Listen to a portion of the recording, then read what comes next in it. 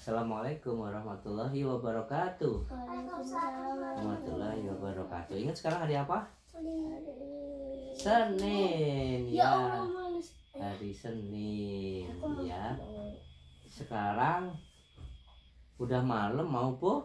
Ya, jangan lupa doa dulu. Doa mau bobo. Allahumma ahyana amut ya Allah. Ampunilah dosa-dosa almarhum Pak D, Yus, Secus, dan Baco. Lapangkan kuburnya, terangilah kuburnya, berikanlah rahmat serta maghfirahmu. Allahumma firlahu warhamhu wa'afi'i wa'fu anhu ya karim. Al-Fatihah.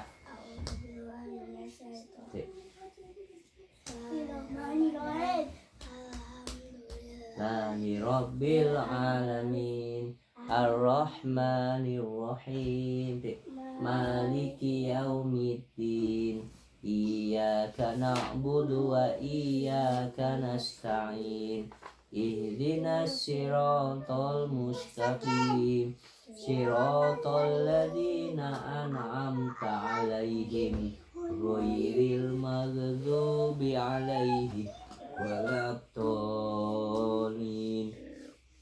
Amin. Bismillahirrahmanirrahim. Qul huwallahu ahad. Allahu samad.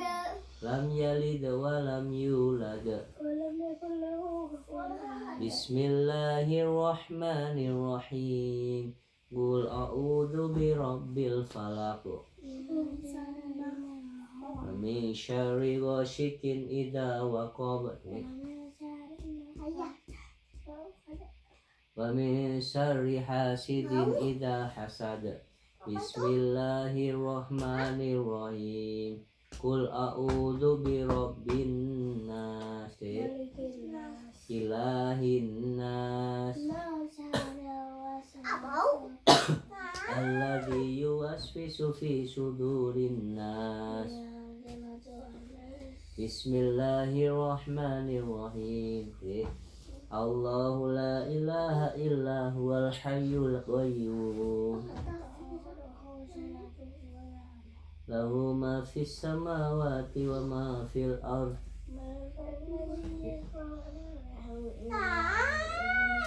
Ya'lamu ma baina aydihim wa ma khalfahum.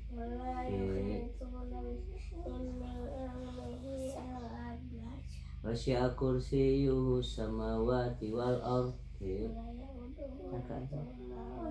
Tangannya. Oke. Yuk bismillahirrahmanirrahim. Kita lanjutkan lagi. Asia. Iya, yuk kamu sangat toh.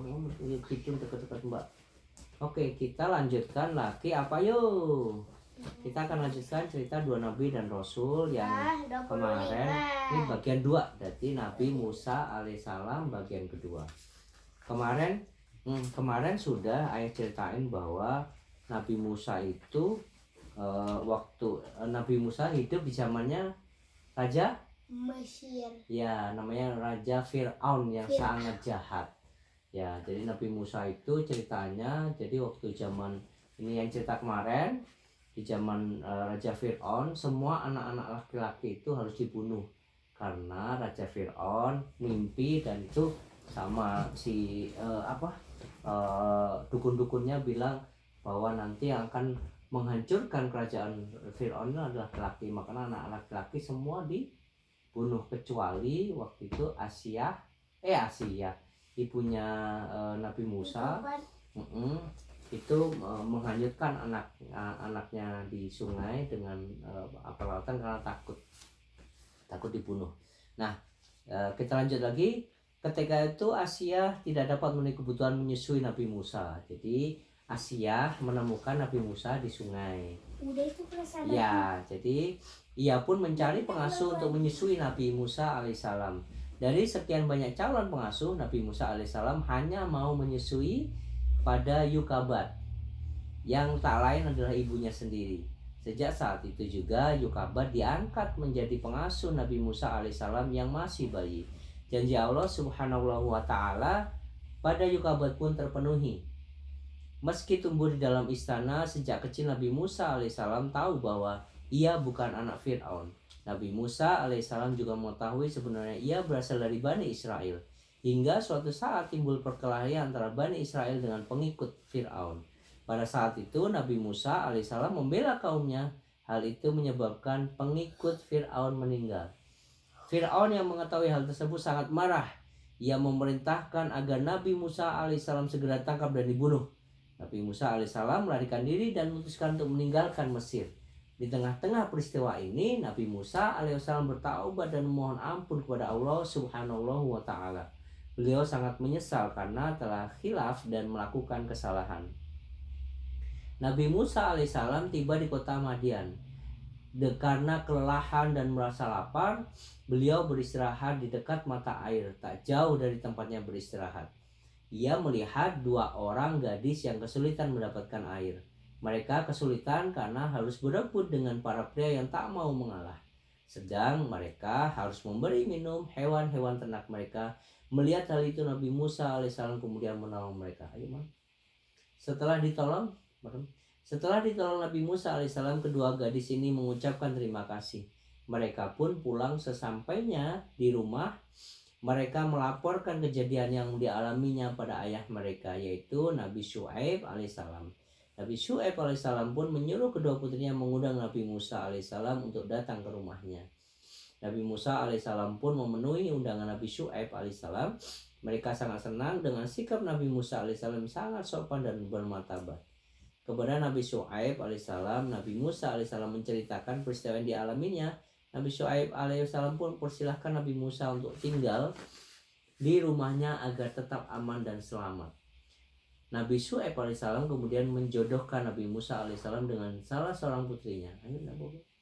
Namun dengan syarat Nabi Musa harus mengembalakan ternak-ternak milik Nabi Syu'aib alaihissalam selama 8 tahun. Nabi Musa alaihissalam menyanggupi syarat itu, bahkan beliau menggenapkan menjadi 10 tahun. Selama 10 tahun itu, Nabi Syu'aib alaihissalam melihat Nabi Musa alaihissalam adalah pemuda yang kuat, jujur, dan dapat diandalkan. Nabi Syu'aib merasa bahagia dengan hal itu, hingga akhirnya Nabi Musa alaihissalam berniat kembali ke Mesir bersama istrinya. Ketika dalam perjalanan menuju Mesir, beliau dan keluarganya sempat tersesat hingga malam tiba. Mereka masih tak tahu kemana arah yang harus tempuh. Saat itulah Nabi Musa alaihissalam melihat cahaya api di atas bukit. Nabi Musa alaihissalam berkata kepada istrinya, "Tunggu di sini. Aku akan mengambil api itu untuk menghangatkan kita." Sesampainya di bukit, tiba-tiba Nabi Musa alaihissalam mendengar suara menyeru, "Hai Musa, aku adalah Tuhanmu. Sesungguhnya kamu berada di lembah suci tua, dan aku telah memilih kamu. Maka dengarkanlah apa yang akan diwahyukan kepadamu. Tiada Tuhan selain aku, maka sembahlah aku dan dirikanlah salat untuk mengingatku." Ini wahyu pertama yang diterima langsung oleh Nabi Musa alaihissalam sebagai Nabi dan Rasul. Allah subhanahu wa ta'ala juga memberinya mukjizat berupa tongkat yang bisa berubah menjadi ular. Selain itu, tangan Nabi Musa alaihissalam dapat bersinar putih cemerlang setelah dikepitkan di ketiaknya. Ketika dalam perjalanan, Nabi Musa alaihissalam bertemu dengan Nabi Harun alaihissalam. Mengetahui tujuan Nabi Musa alaihissalam, Nabi Harun alaihissalam pun menemaninya hingga tiba di Mesir. Allah subhanahu wa ta'ala mengutus Nabi Harun yang lemah, lembut, dan pandai berpidato, tidak lain untuk mengimbangi Nabi Musa yang kuat dan tidak pandai berlemah lembut. Di Mesir, mereka bertemu dengan Fir'aun. Kepada Fir'aun, mereka memintanya agar ia segera bertaubat dan beriman kepada Allah subhanahu wa ta'ala. Sekian bagian 2. Besok kita lanjutkan lagi cerita Nabi Musa alaihissalam tentang bagaimana dakwahnya Nabi Musa dan juga Nabi Harun alaihissalam. Shadaqallahu a'lam. Subhanakallahumma wa bihamdika asyhadu alla ilaha illa anta astaghfiruka wa atubu ilaik. Assalamualaikum warahmatullahi wabarakatuh.